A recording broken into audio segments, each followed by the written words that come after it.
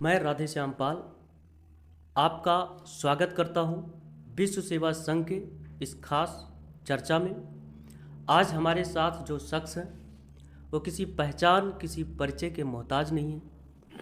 आप उत्तर प्रदेश की राजनीति में एक बड़ा चेहरा हैं। आज हमारे साथ इस खास चर्चा में उत्तर प्रदेश के बहुजन समाज पार्टी से प्रदेश अध्यक्ष श्री विश्वनाथ पाल जी हमारे साथ जुड़े हैं। पाल साहब, बहुत बहुत स्वागत है आपका इस बहुत खास बहुत चर्चा में। धन्यवाद। तो थोड़ा सा आप हमारे दर्शकों को बताइए अपने राजनीतिक जीवन के बारे में। आपका राजनीति में कैसे आना हुआ, क्या परिस्थितियां रहीं, बाई चांस आए या फिर बाई चॉइस आए? देखिए, शुरुआत में राजनीति में मेरा आने कोई मकसद नहीं था, लेकिन मैं अक्सर देखता था कि मैं जिस समाज में पैदा हुआ हूँ, पेपर ओपर में जब मैं पलट कर देखता था तो ये पता लगता था कि पाल समाज के लोगों का नाम कहीं नहीं आता था। और ख़ास तौर पर मुझे जब देखने को मिला तो ये बहुजन समाज पार्टी जो है, इसी से हमारे समाज के, या ख़ास तौर पर कहेंगे तो जो पिछड़ा समाज है पूरा, इनकी जो राजनीतिक चेहरे दिखाई पड़े या जो इनकी चर्चा हुई, तो मुझे बहुजन समाज पार्टी से दिखाई पड़ी। तो मैं पढ़ाई किया, उसके बाद मैं अपने कारोबार में व्यस्त रहा। उसी बीच में कुछ बहुजन समाज पार्टी के लोग मुझे मिले और लोगों ने जब चर्चा शुरू की तो मेरा रुझान तभी से लगना शुरू हुआ बहुजन समाज पार्टी में। लेकिन राजनीति करने का कोई शौक़ नहीं था। फिर उसी बीच में मान्या बहन जी जो हैं, इनका मंडल स्तरीय कार्यक्रम अयोध्या में लगा था। उस कार्यक्रम में हमारी मुलाकात हुई और इसके पहले शुरुआत से ही, क्योंकि हमारे संबंध जो रहे, संपर्क जो रहे, वो बहुजन समाज पार्टी के जो छोटे कार्यकर्ता थे या नेता थे, उन लोगों से शुरू से बने रहे हैं। जी। तो वो लोग हमें इस बात को प्रेरित करते थे कि बहुजन समाज पार्टी सब समाज को लोग लेके चलती है और आपके समाज को भी भागीदारी दी है, तो आपको बसपा सपोर्ट में रहना चाहिए। तो मैं उन लोग सपोर्ट में तो रहता था, लेकिन कभी पद नहीं लेता था अच्छा। राजनीति करने में। मैं अपने कारोबार में व्यस्त था। लेकिन उसी बीच में फिर मुझे लगभग 2 तारीख दूसरा महीना सन 96 को सेक्टर का अध्यक्ष बहुजन समाज पार्टी का बनने का मौका मिला। अच्छा। और इसके पहले लगभग हम 90-92 से ही छात्र राजनीति से ही मैं बहुजन समाज पार्टी की जो है संपर्क में रहा हूँ। शुरुआत आपने इसी पार्टी से की? हाँ, इसी पार्टी और शुरुआत इसी हुई पार्टी है में लगे और रहे? वोट भी मैं इसी पार्टी शुरू हुआ मेरा। अच्छा। क्योंकि मैं लगभग 18-19 साल की उम्र रही, लगभग मेरी रही होगी जी। जब मैंने शुरुआत किया, तो मेरा वोट पहला भी यहीं गया है और मैं इसी पार्टी में शुरुआत किया हूँ। जी। और उसके बाद फिर जब मंडल का बैठक हुआ था, समीक्षा बैठक माननीय बहन जी ने लिया था गुलाबबाड़ी मैदान में, तो उस वक्त बहन जी से हमारी मुलाकात सर्किट हाउस में हुई। तो माननीय बहन जी ने हमको जिले का उपाध्यक्ष बनाया था सीधे।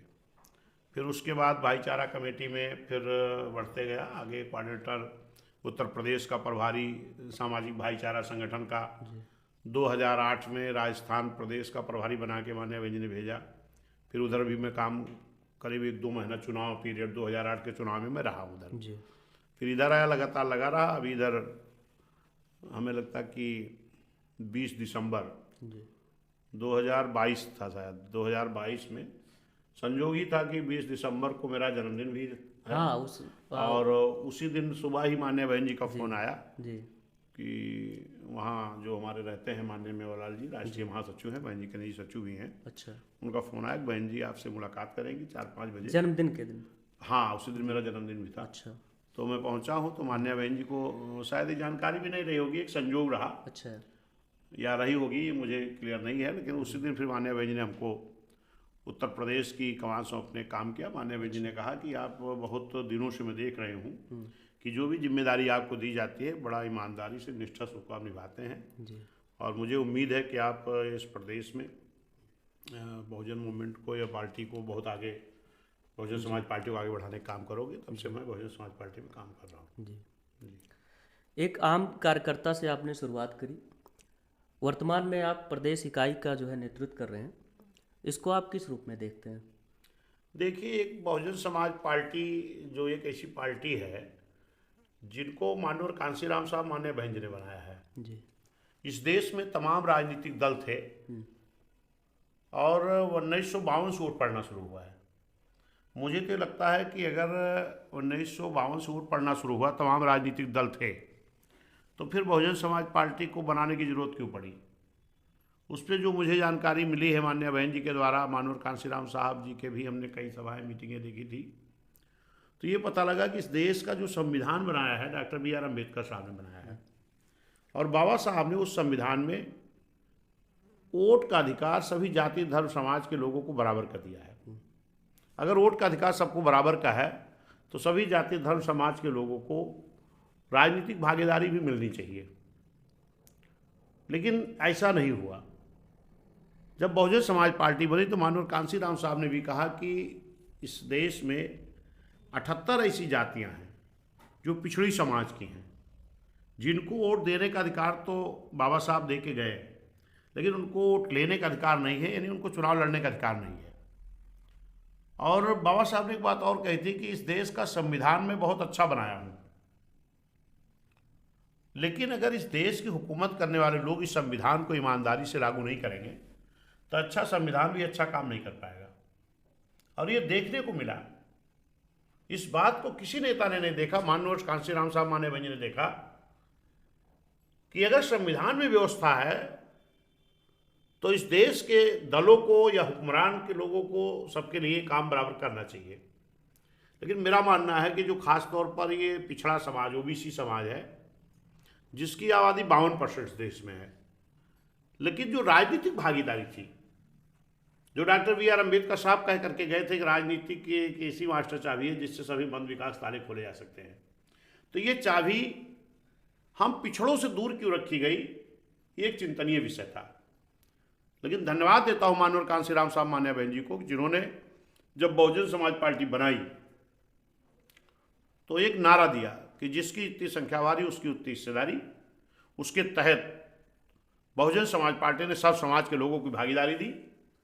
तो उस कड़ी में मैंने देखा है कुछ ऐसे समाज के लोग थे जैसे पाल समाज, राजभर समाज, बिंद समाज, मल्लाह समाज, नाई समाज, विश्वकर्मा समाज, शर्मा समाज, इस तरह तमाम पिछड़ी जाति, राजभर समाज, प्रजापति हुए, चौहान हुए, इनकी राजनीतिक भागीदारी दिखाई नहीं पड़ती थी। पहली बार बहुजन समाज पार्टी बनने के बाद मैंने देखा कि पाल समाज को भी और अन्य पिछड़े समाज को भी, चाहे वो मौर्या हों, चाहे बिंद हो, मल्लाह हो, प्रजापति हो, सब समाज को उनकी संख्या के आधार पर बहुजन समाज पार्टी ने टिकट दिया। और जब सरकार बनी, पहली बार जब सरकार हमारी बनी थी, तो उस सरकार उस वक्त हमें लगता कि अति पिछड़े समाज के 11 विधायक लगभग थे। मैं धन्यवाद देता हूं मानवर कांसीराम साहब मान्या बहन जी को, उन्होंने 11 के 11 लोगों को मंत्रिमंडल में शामिल किया। पहली बार जब भागवत पाल उत्तर प्रदेश के अध्यक्ष बने और मंत्री भी बने, तो लोग इस चर्चा करते थे ये पाल कौन है, पाल किसे कहते हैं। तो लोग बताते थे कि भेड़ चराने वाले लोग हैं, जिनका मुख्य व्यवसाय भेड़ का रहा है। तो इस बात को लोग ताजुब करते थे कि ऐसी पार्टी कौन सी आ गई इस देश में जो भेड़ चराने वालों को भी उत्तर प्रदेश का मालिक बना दिया, मंत्री बना दिया। हीरा ठाकुर जैसे बेटे को घर से बुला करके एमएलसी बनाया, तो उस पर भी चर्चा हुई। हीरा ठाकुर कौन सी बिरादरी है? हुआ कि जो नाई समाज, जिनको शर्मा कहते हैं, इनका मुख्य व्यवसाय शेविंग का है, बाल कटिंग का है। तो उस पर भी लोग ताजुब किए कि इस समाज का बेटा एमएलसी बनेगा, सदन में जाएगा, उत्तर प्रदेश उच्च सदन में जाएगा। प्रजापति, शिवचरण प्रजापति जी को मंत्री बनाया गया। तो ये हुआ कि ये प्रजापति क्या है, तो वो बोला, पता लगा कि जो मिट्टी का बर्तन बनाने वाले लोग हैं। तो ये मानवर कांसीराम साहब ने, मान्य भाई ने करके दिखाया है कि जिस समाज में कोई नेता नहीं होता था, सब्जी का काम करने वाला, दाढ़ी बाल बनाने वाला, मिट्टी का बर्तन बनाने वाला, भेड़ चराने वाला, मछली पकड़ने वाला, नाव चलाने वाला, इसी तमाम जाति, हंसिया खुरपा फौड़ा बनाने वाला, जिनके एक नेता का नाम कोई नहीं जानता था। मैं धन्यवाद देता हूं मानवर कांसीराम साहब बहन जी को, जिन्होंने सर्व समाज के साथ साथ ऐसे उपेक्षित वर्ग को, ऐसे उपेक्षित समाज को भी राजनीतिक चेतना पैदा करके उनको राजनीतिक हिस्सेदारी दी। लेकिन यह बहुजन समाज पार्टी के वर्कर एक नारा लगाया करते थे कि यूपी की मजबूरी है बहन जी जरूरी है।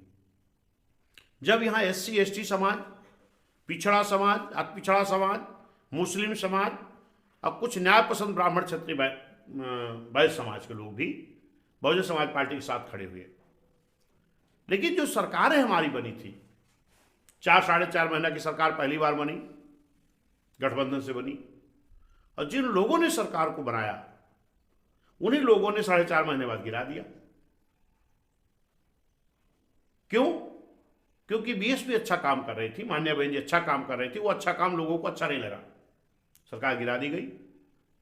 फिर वही लोग सरकार बनाते हैं, फिर दोबारा 6 महीने में गिरा देते हैं। फिर वही लोग सरकार बनाते हैं जो 16 महीने में गिरा देते हैं। और बीएसपी के जो कार्यकर्ता थे, एससी एसटी पिछड़े माइनॉरिटी समाज के लोग या न्याय पसंद ब्राह्मण क्षत्रिय वैश्य समाज के लोग, ये लोग ये नारा लगाते थे कि यूपी की मजबूरी है, बहन जी जरूरी है। तो 2007 में मान्या बहन जी की अगुवाई में, क्योंकि मानव साहब हमारे 2006 में ही इस दुनिया को छोड़कर चले गए थे, और उस वक्त बड़ा चैलेंज था बहन जी के सामने, लेकिन हमारी बहन जी ने साहस नहीं छोड़ा, हिम्मत नहीं छोड़ा, बड़े संघर्ष के साथ आगे बढ़ी।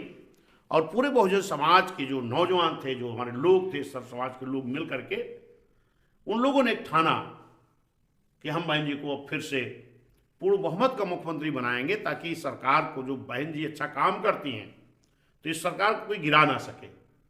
तो फिर 2007 में एक भाईचारा बना, पिछड़े समाज का भाईचारा, सामाजिक भाईचारा संगठन बना, और सामाजिक भाईचारा संगठन बना करके बूथ स्तर पर हमारे जब कार्यकर्ताओं ने विधानसभा स्तर पर, बूथ स्तर पर, लोकसभा स्तर पर जब तैयारी करके लोगों ने जिले स्तर पर मेहनत की, तो बूथ स्तर पर एक ऐसा सामाजिक संगठन का भाईचारा तैयार हुआ कि जिससे सर्व समाज के लोगों ने, खासतौर पर एससी एसटी ओबीसी माइनॉरिटी और कुछ न्याय पसंद ब्राह्मण क्षत्रिय वैश्य समाज के लोगों ने भी बीएसपी के साथ एक भाईचारा बनाया, एक गठबंधन बनाया, जनता गठबंधन तैयार किया।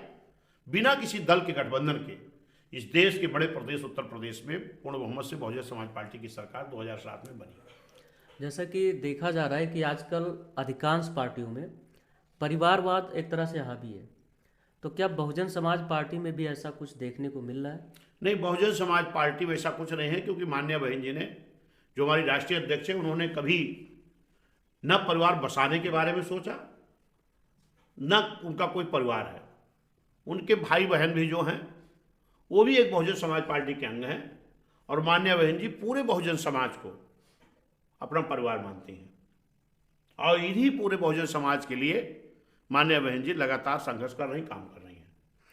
एक थोड़ा सा निजी सवाल है कि ऐसा सुनने में आ रहा है कि बहन जी जब मीटिंग करती हैं अपने जो है पदाधिकारियों के साथ, तो एक ही कुर्सी रखवाती हैं। कहाँ तक ये सही है? ये 100% गलत है जी, कभी ऐसा नहीं होता। अब आप अगर मीडिया में हैं तो आपको तो ये जानकारी होनी चाहिए, क्योंकि अक्सर मीटिंगें जब हो रही हैं जी, तो मीडिया के लोग जाते हैं, तो ऐसा कभी दिखाई नहीं पड़ता। ऐसा सवाल कहाँ से आपके मन में आ गया? नहीं, अक्सर जो है नहीं, क्या है, अक्सर गलत चर्चा करने वालों का बात नहीं करना चाहिए। तो अभी लगातार मीटिंग हुई, अभी हमारी 25 को मीटिंग हुई, जी। सारे मीडिया के लोग थे।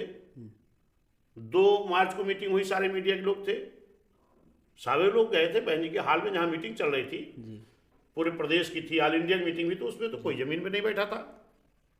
कौन गलत फहमी आप दिमाग पैदा कर दिया जो इस पर सवाल आप कर रहे हैं? गलत सवाल है आपका। आज युवाओं में एक तरह से प्रसिद्धि बन रही है, जिस तरह से चंद्रशेखर आज़ाद के बारे में कहा जा रहा है, तो आप उनको किस तरह से देखते हैं? कोई मतलब नहीं है, उनका कोई मतलब नहीं है। मैं वही बात कर रहा था, बीच में आप दूसरे कुछ चलने आए। जब पहले ही नारा लगता था कि यूपी की मजबूरी है, मान्या बहन जी जरूरी है, तो उत्तर प्रदेश की पूर्ण बहुमत की सरकार बहुजन समाज के लोगों ने मिल करके बनाई। लेकिन जब उत्तर प्रदेश में बहुजन समाज पार्टी की पूर्ण बहुमत की इस देश के बड़े प्रदेश उत्तर प्रदेश सरकार बन गई, तब उनके सीने में दर्द शुरू हो गया जो दिल्ली में हुकूमत करते थे, क्योंकि बहुजन समाज पार्टी के लोगों ने नारा दिया कि यूपी हुई हमारी, अब दिल्ली की बारी है। जब यूपी हुई हमारी, अब दिल्ली की बारी है, तो उनके सीने और पेट में दोनों जगह दर्द शुरू हुआ। जो ये सब कहते थे कि बहुजन समाज कभी दल नहीं बन सकता, दल बन गया तो कभी विधायक नहीं बन सकते, विधायक बन गए तो कहीं सरकार नहीं बन सकती, सरकार भी बनाए तो कहीं सरकार हरवाहे चरवाहे समाज के लोग चला नहीं सकते।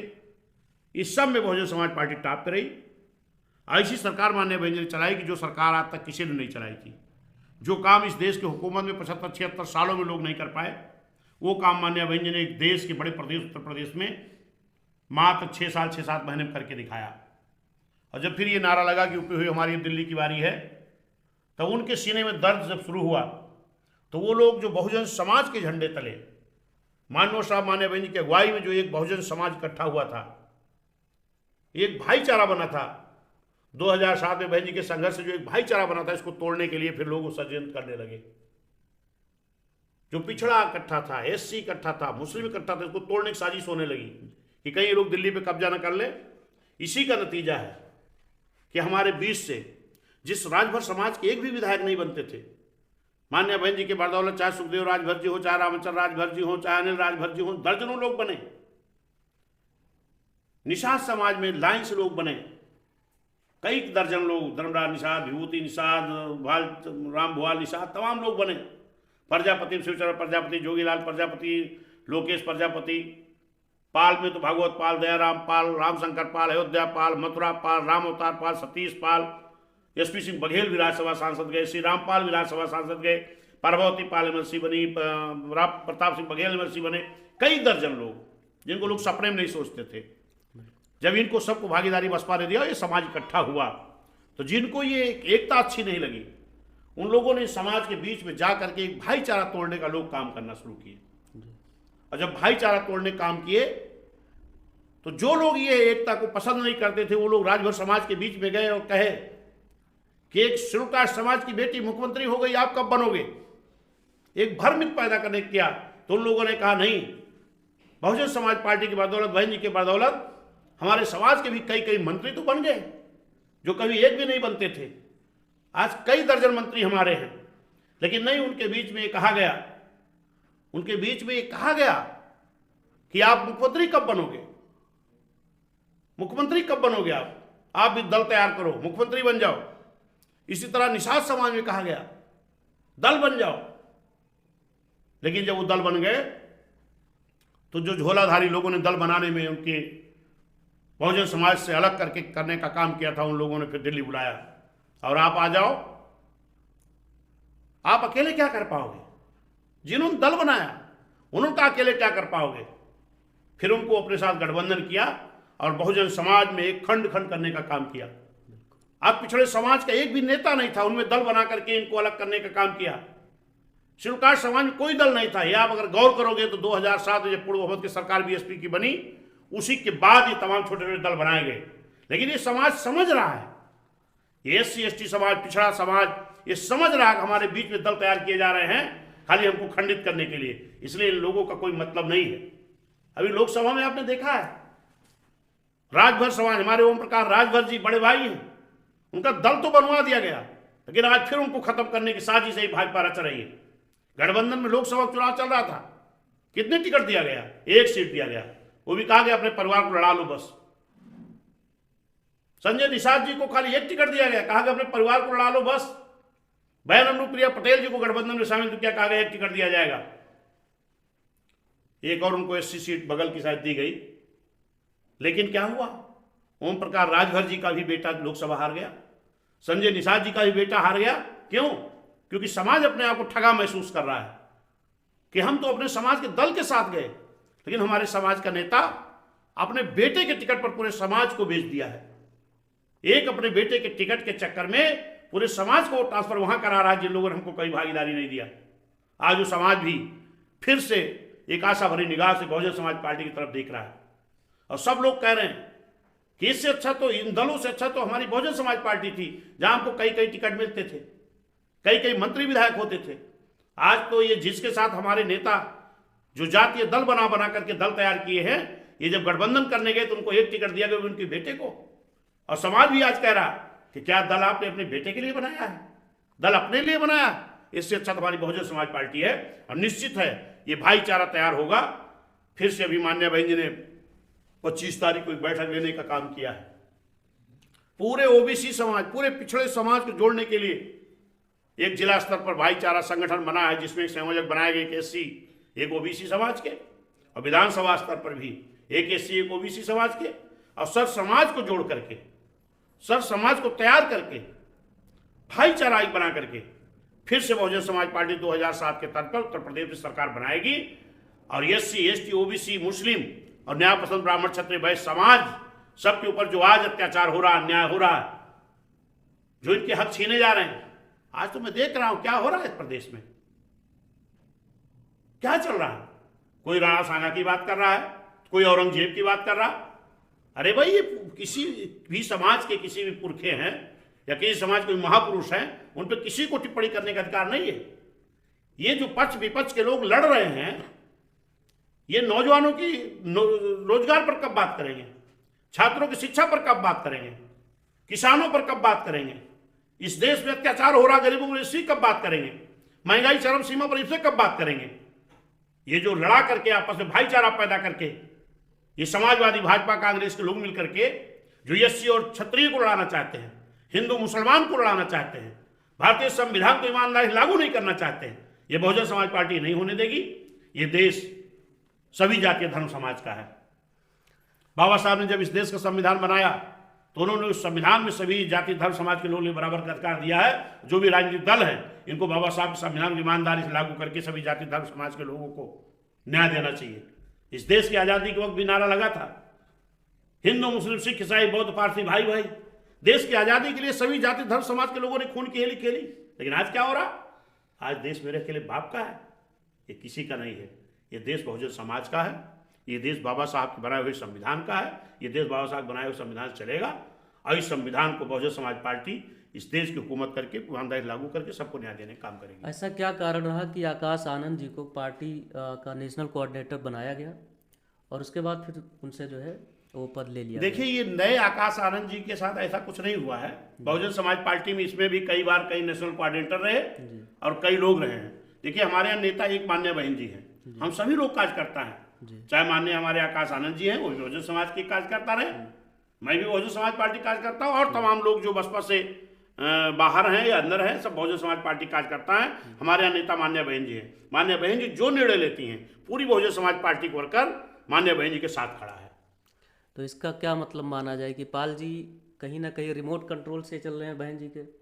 नहीं, जब बहन जी हमारी राष्ट्रीय अध्यक्ष है, बहन जी नेता हैं, तो उनके आदेश पर तो मैं काम करूंगा। आपके घर में कितने मालिक हैं? आप घर में कितने मालिक हैं? 10 मालिक रह के परिवार नहीं चलता है। ये बहुजन समाज पार्टी सिर्फ राजनीतिक दल नहीं है, एक मिशन है, एक मूवमेंट है। बहुजन समाज पार्टी एक बहुजन समाज पार्टी रूपी नर्सरी है, जिस नर्सरी से तमाम नेता तैयार करके आज इस देश में देख रहे हो। चाहे भारतीय जनता पार्टी के उप मुख्यमंत्री तक देख लो, ये बहुजन समाज पार्टी की नर्सरी तैयार होके गए हैं।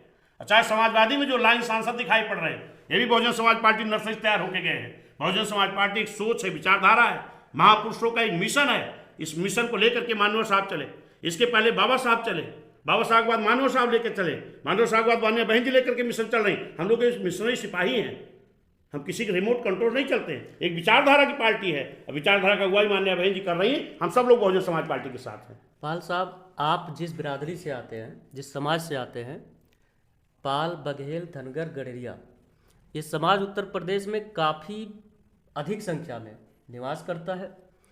और अगर हम बात करें कि जिसकी जितनी संख्या भारी उसकी उतनी हिस्सेदारी, तो हर बार ये समाज छला गया है। हर पार्टियों ने कहीं ना कहीं इसको जो है धोखा देने का काम किया है। इसको आप किस रूप में देखते हैं? और सारे दलों ने छला है जी, सारे दलों ने छला है, लेकिन ये आरोप बहुजन समाज पार्टी के ऊपर नहीं लगाया जा सकता। यही जिस दिन हमारा पाल समाज सोच लेगा कि बहुजन समाज पार्टी ही हमारी पार्टी है, उस दिन पाल समाज का उत्थान हो जाएगा। बहुजन समाज पार्टी ने पाल समाज को 2007 की सरकार देख लो, कम से कम दर्जनों मंत्री थे, तो कहां बीएसपी ने छला? आप समाजवादी की सरकार उठाओ, कितने मंत्री थे? 1-2। आज भाजपा की सरकार चल रही है, कितने मंत्री हैं? तो आप उनको आरोपित करो ना जो भागीदारी नहीं दिए। इस देश की उच्च पंचायत राज्यसभा में, इस प्रदेश की बात कर रहा हूं, किसी दल ने किसी एक पाल को राज्यसभा भेजा हो बता दो। और बसपा ने एसपी सिंह बघेल को राज्यसभा भेजा, श्री राम पाल को राज्यसभा भेजा। तो आप ये क्यों कह रहे हो कि सभी दलों ने छला है, बीएसपी ने नहीं छला? अगर ये हमारे दिमाग में साफ हो जाए कि इस प्रदेश में चाहे कांग्रेस हो, चाहे भाजपा हो, चाहे समाजवादी हो, इनसे सवाल करो कि क्या कभी उस सदन राज्यसभा में किसी गडेरिया पाल को भेजा है आपने? बीएसपी ने भेजा है 2-2 लोगों को। पूछ लेना कभी एमएलसी भेजा है किसी ने? बीएसपी ने भेजा है। दयाराम पाल एमएलसी बना के भेजा, प्रभावती पाल एमएलसी बना के भेजा, प्रताप सिंह बघेल के एमएलसी बना के भेजा, कई लोगों को सदस्य बनाया, दर्जनों टिकट दिया। आप इसी लोकसभा की बात कर लो, जो भी लोकसभा बीती है, इस लोकसभा में सपा ने कितने टिकट दिए थे जानकारी है? कितने दिए थे? उंगली पे गिन सकते हैं, एक टिकट गिन नहीं सकते, एक खाली, एक टिकट। गिनती करने की जरूरत ही नहीं है। जहां एक है कहां गिनती करोगे? भाजपा ने कितना दिया? एक। एक। कांग्रेस ने कितना दिया? एक। बीएसपी ने कितना दिया? 3। मैं बता रहा हूं, बहुजन समाज पार्टी ने 3 टिकट दिया था जी। एक धनगर को दिया था हाथरस से, एक बघेल को दिया था इटावा से, एक पाल को दिया था जगन्नाथ पाल जी को इलाहाबाद से। लेकिन समाज कहां खड़ा रहा?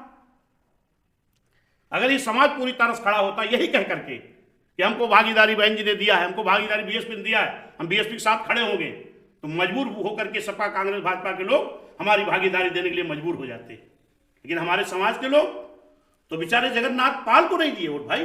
वहां हमसे पूछा था बहन जी ने कितने पाल किया, हमने कहा बहन जी 2.25 लाख है। अब जाके जगन्नाथ पाल जी का इंटरव्यू ले लेना कि ये समाज के लोग अपने समाज के कैंडिडेट के साथ नहीं खड़े हुए। हमारा समाज ये जरूर पूछता है पाल समाज की भागीदारी कितनी मिलेगी? अरे जिसने भागीदारी दिया उसके साथ खड़े होके तो देखो, जितनी सोचा नहीं होगा उससे ज्यादा भागीदारी मिलेगी। और यार नई बात नहीं कर रहा हूं, मैंने पहले लाइन में बोला था कि 1952 से वोट पड़ना शुरू हुआ है, बीएसपी गठन 1984 में हुआ है। 32 साल तक कौन सा गडरिया पाल लड़ा था बताओ? कौन सा राजभर लड़ा था? कौन सा मौर्य लड़ा था? कौन सा प्रजापति लड़ा था? कौन सा नाई बड़ेलाल विश्वकर्मा लड़ा था? नाम नहीं बता पाओगे। इस देश में बहुजन समाज पार्टी एक ऐसी पार्टी तैयार हुई, माननीय कांसी राम साहब ने बहन बनाया, जिसने सर समाज को भागीदारी दिया। गिनती नहीं कर पाओगे। तीसरी बार मैं प्रदेश अध्यक्ष बीएसपी का बैठा हूं, उसके बाद समाज कहेगा कि हमारी भागीदारी नहीं मिल रही। क्या सपा ने तो अभी बना दिया जब लोकसभा चुनाव में, जब उनको मालूम हुआ कि मैं हार सकता हूं, मेरी बीवी हार सकती, मेरा भतीजा हार सकता, बीच चुनाव में, तब जाकर के, अरे बीच चुनाव में नहीं, 3 दिन वोट पड़ने को बचा था, हाँ। तब हमारे एक पाल समाज बनाया। हमारे एक पत्रकार बंधु ने पूछा भाई तो पाल तो बंटवारा हो जाएगा। हमने क्यों? कहीं एक पाल अध्यक्ष बना दिया। हमने कहा मैं श्यामलाल पाल जी को तो बधाई देता हूं, लेकिन मैं अखिलेश यादव ये सवाल करता हूं कि तीसरी बार बसपा ने पाल प्रदेश अध्यक्ष बनाया, ये कहां से लाओगे? 3 टिकट बसपा ने दिया पाल समाज को लोकसभा में, ये कहां से लाओगे? आपने तो पाल समाज का पूरा हक खा लिया। एक भगवादी बताओ कि लोकसभा लड़ाना होगा तो 1 टिकट। जहां से राजा राम पाल जी सांसद जीते हैं अकबरपुर रनिया, वहां से बीएसपी से वही राजा राम पाल सांसद बने थे, अकेले दम पर बीएसपी लड़ी थी। वहीं से एक बार कांग्रेस से भी सांसद हो गए थे जब अकेले दम पर लड़ी थी। कारण क्या रहा? मैं ये सवाल करता हूं माननीय अखिलेश यादव जी से, कांग्रेस से, कि आपने तो जीत लिया 37 सीट, लेकिन जिसको एक भयवादी कहते हो, एक भयवादी का रिश्ता है। एक पाल लड़ रहा था राजा राम पाल, हमारा भाई, बड़े भाई हमारे हैं, शायद 28 दलों का गठबंधन था, उसी सीट पर बीएसपी से अकेले जीत जाते हैं, और उसी सीट पर 28 दल गठबंधन करके माननीय अखिलेश यादव जी आप नहीं जिता पाते हो। क्यों? ये सवाल है। आप पूरे घर के लोग जीत जाते हो। यादव समाज का भी बेचारा परेशान है कि हम भी जाति के नाम पर सपा के पीछे लगा हूं। पीडीए सपा कर रही है, लेकिन पूरे प्रदेश में एक भी यादव एमपी लड़ा हो बता दो। कहां पीडीए उनका? जो भी यादव सांसद हैं उनके घर के हैं। अरे यहां तक कि सैफई इटावा से ला करके आजमगढ़ भी लड़ा दिया। आजमगढ़ में हमारे पहले सांसद थे रामकृष्ण यादव जी बसपा से, अंगद यादव, दुर्गा यादव, रमाकांत यादव, उमाकांत यादव। आपको सैफई से ला करके पूर्वांचल में देने क्या जरूरत थी? यही पीडीए है समाजवादी का। समाज के राजनीतिक भागीदारी में इतना पीछे रहने का क्या कारण हो सकता है? देखिए, बहुजन समाज पार्टी इनको आगे करना चाहती है। अगर ये समाज खड़ा हुआ होता तो आज हमारे 3 एमपी जीत के आए होते। कि समाज को सोचना पड़ेगा कि हमारी हिस्सेदारी भागीदारी कहाँ मिल रही है। जबकि अगर प्रदेश का राजनीतिक पृष्ठभूमि देखें तो कई सारी ऐसी विधानसभाएं, लोकसभाएं हैं जहां पर अगर समाज चाह ले तो बहुत आसानी से जो है वहां पर। अरे भाई, जहां में बसपा ने जो लड़ाया था, इटावा में भी करीब 2-2.5 लाख पाल वोट है। हाथरस जहां से हमारे वो लड़े थे अभी हेमबाबू धनगर जी, वहां भी अच्छी संख्या में है। इलाहाबाद में भी जहां जगन्नाथ पाल लड़े वहां 1.5-1.2 लाख वोट है। समाज को तय करना पड़ेगा। समाज ये बेफालतू में किसी पिछड़ा को ना बने, सीधे अगर हिस्सेदारी भागीदारी का आधार पर बने तो आप गिनती कर लो। जितने भी चेहरा के नाम लोग, सब बहुजन समाज पार्टी तैयार होके गए हैं। 3 बार प्रदेश अध्यक्ष मामूली बात नहीं है एक पार्टी में। भाजपा क्यों नहीं बना देती प्रदेश अध्यक्ष पाल? कांग्रेस क्यों नहीं बना देती है? सपा कभी नहीं बनाई, तो उनको डर लग गया कि हमारा परिवार के लोग हार जाएंगे, तब बना दिया उनको। भाजपा में तो 2 लोग जिला अध्यक्ष हैं और उन पर भी जो है कहीं ना कहीं आरोप और प्रत्यारोप अभी चल रहे हैं, जैसा हाल के प्रदेश में आप ये कभी भाजपा के लोगों से सवाल कर लीजिएगा कि अगर इतनी बड़ी संख्या में पाल समाज है तो इसकी भागीदारी क्यों नगण्य है? ये सपा से सवाल कर लेना, कांग्रेस का लेना, बहुजन समाज पार्टी से क्या सवाल करोगे? ये तो सब कुछ बढ़ाने का काम किया। यही नहीं होती, अगर बहुजन समाज पार्टी नहीं होती तो पिछड़ों का मंडल कमीशन लागू नहीं होता, पिछड़ों को आरक्षण नहीं मिलता। 52% जिस बैकवर्ड की आबादी की राजनीतिक भागीदारी मात्र 1.5-2% थी। धन्यवाद दो मानव कांसी राम मान्य बहन जी को, जिन्होंने आपकी संख्या के आधार भागीदारी दे करके आज जितने नेता बोल रहे हैं चौराहे पे ना, ये सब बीएसपी की नर्सरी तैयार होके गए हैं। आज तक भाषण देने का मौका मिला है, वरना कभी मेंबर न बन पाते लोग। हाल ही में भाजपा ने जिलाध्यक्षों की लिस्ट जारी की, जिसमें एक भी पाल समाज को भागीदारी नहीं मिला। ये सवाल भाजपा से आपको करना चाहिए। और इस पर राजकुमार पाल जी, जो प्रदेश अध्यक्ष अपना दल एस के हैं, उन्होंने भी टिप्पणी किया है कि हमारी बेशक हम जो है गठबंधन में हैं और छोटी पार्टी है, लेकिन हमने 3 जो है भाजपा जिलाध्यक्ष देने का काम किया। लेकिन ये तो समाज तय करे ना कि अगर भाजपा हमको कुछ नहीं दे रही है तो फिर उसका क्यों झोला ढोने के लिए काम करती है? समाज को तय करना पड़ेगा ना, हमें कहाँ रहना चाहिए।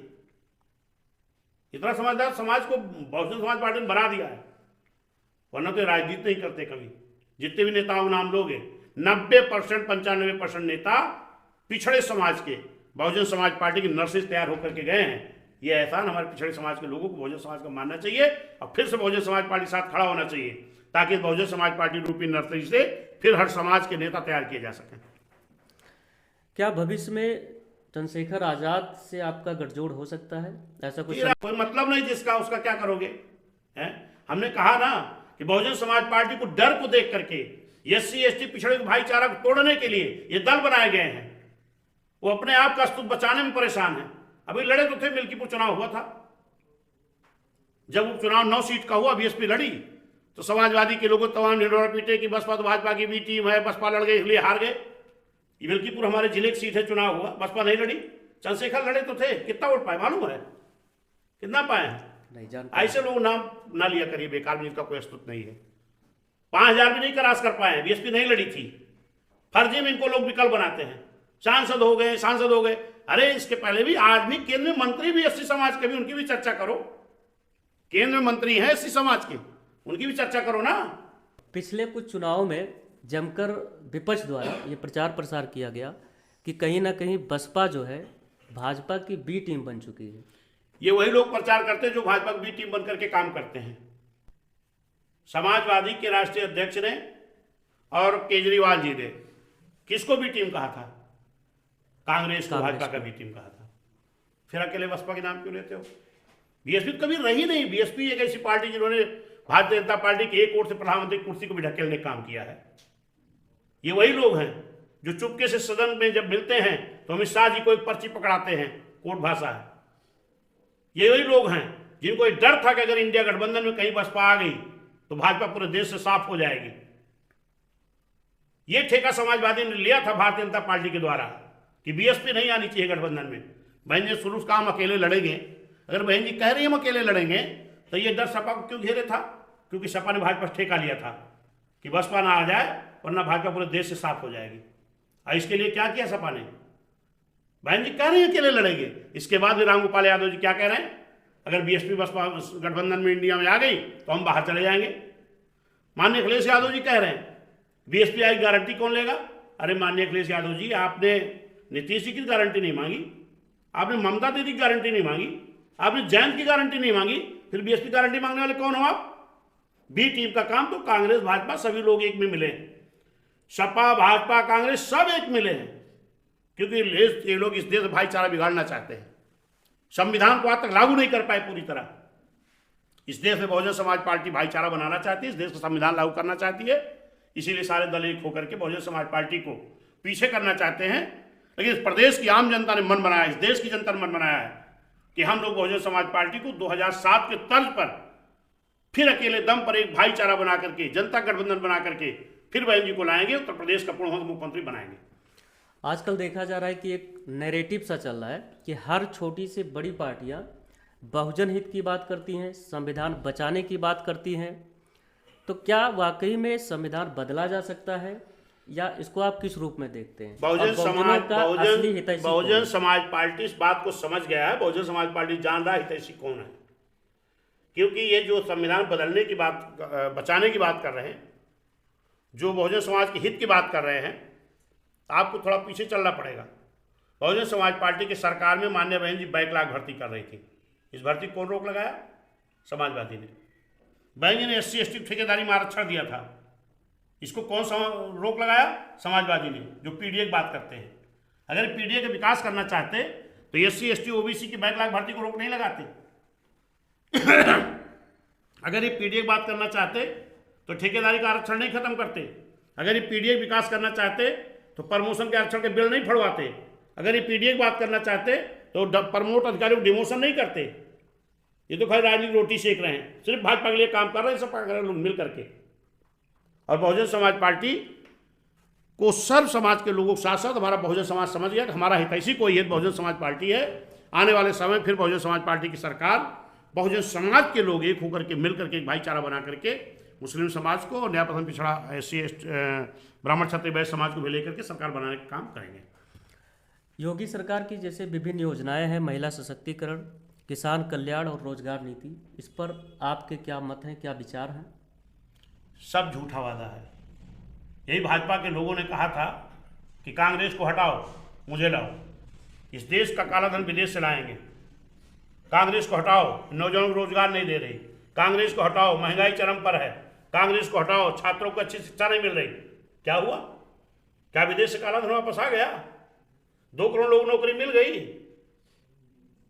ये सब झूठे लोग हैं, जुमलेबाज लोग हैं, इनसे जनता थक चुकी है। 7 से 12 तक BSP की सरकार उत्तर प्रदेश की जनता ने देखा है,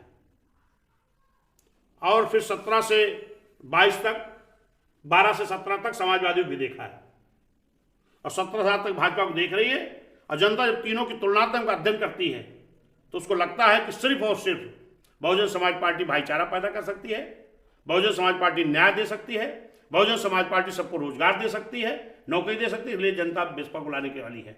क्यों? 1,08,000 सफाई कर्मी भर के बहन जी ने रोजगार दिया, पुलिस की भर्ती बहन जी ने निष्पक्ष कराया, टीचरों की भर्ती बहन जी ने कराया, शहरी आवास, कांसीराम शहरी आवास योजना बना करके दिया, गांव में खाली जमीन पड़ी को भूमिहीनों को पट्टा देने का काम बहन जी ने किया, सर्व समाज को नौकरी देने का काम किया, बैकलॉग भर्ती करने का काम किया। ये लोग क्या गिनाएंगे? ये यही गिनाएंगे कि आपसे पूछ लिया जाए समाजवादी ने काम क्या किया तो कहेंगे हमने बैकलॉग भर्ती रोका, हमने ठेकेदारी छीना, हमने युद्ध कराया, हिंदू मुस्लिम का झगड़ा कराया, SC क्षत्रिय को लड़ाने की कोशिश की, यही बताएंगे। अगर प्रदेश को विकास कर सकता है बहुजन समाज पार्टी मान्य बहन जी। अक्सर भाजपा ये दावा ठोक रही है कि उत्तर प्रदेश में सुशासन है। आप किसको मानते हैं, बहन जी का सुशासन अच्छा था या योगी का सुशासन? आपको क्या देखने में लग रहा है? अभी जौनपुर में 2 दलित की हत्या करके 8 दिन तक बॉडी नहीं बरामद हुई। अभी बस्ती में एक SC समाज की हत्या करके तालाब में डुबो के मार दिया गया। गोरखपुर में 14 साल 12 साल के बच्चे की हत्या हो गई। फैजाबाद में एक 22 साल की बच्ची की निवस्त होकर के 3 दिन के बाद लाश मिलती है। आगरा में पाल समाज की हत्या होती है, मथुरा में होती है, अलीगढ़ में होती है। अभी आपने मथुरा में देखा, देश की आज़ादी के बाद 78 साल बाद भी इसी भाजपा के शासन में गरीब आदमी अपनी बेटी की शादी नहीं कर सकता, उसकी बेटी ब्यूटी पार्लर से सच करके नहीं आ सकती। ये नहीं देखा आपने? पूरी तरह जंगल राज कायम है, पूरी तरह जंगल राज कायम है। अभी आपके प्रयागराज में एक बेटी हमारी 15 फुट ऊपर लटकी, उसकी लाश मिली, लोग करे सुसाइड कर लिया। क्या है ये? पूरी तरह जंगल राज कायम है।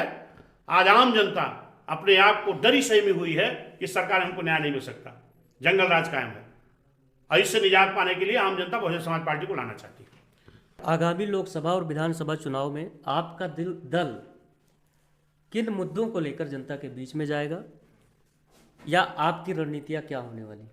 देखिए, बहुजन समाज पार्टी 2007 के चुनाव में किसानों की हित की बात करेगी, छात्रों की बात करेगी, नौजवानों की बात करेगी, इस देश में भाईचारा पैदा करने बात करेगी, और जो अत्याचार अन्याय गरीबों के साथ हो रहा है ये रोकने का काम करेगी, सर्व समाज के विकास की बात करेगी।